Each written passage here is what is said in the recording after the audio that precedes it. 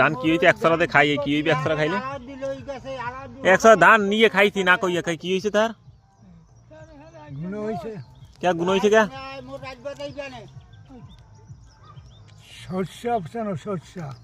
শস্য পরিমাণে যদি দেনা থাকে হ্যাঁ তারা বলে আল্লাহ কোটির হাসর দিন আদিল করবে আদিল করে দেনা আদায় করবে খাইছে সেইটা আমরা দায়ী থাকবো এই যে ধান ছড়া খাইতে দায়ী থাকবো কে ধান খাওয়া তুমি না দিকে খাওয়া দেবে না তো না তা তুমি খাও নাই না না আমার পড়ানো বাইরে গেল তো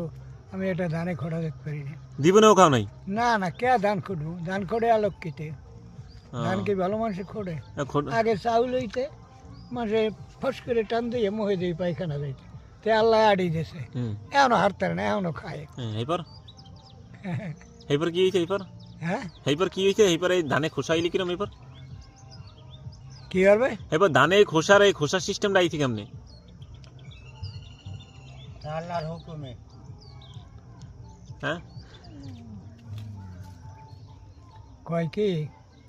কয় আল্লাহ যদি মাফ করে হ্যাঁ তাহলে যাইতে পারবে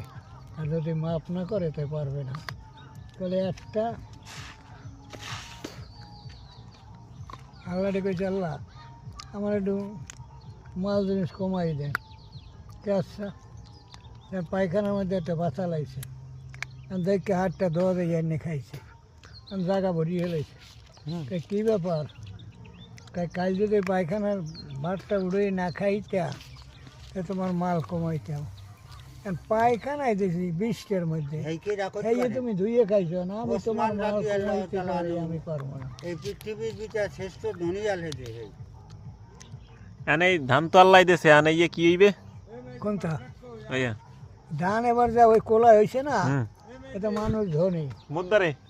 হ্যাঁ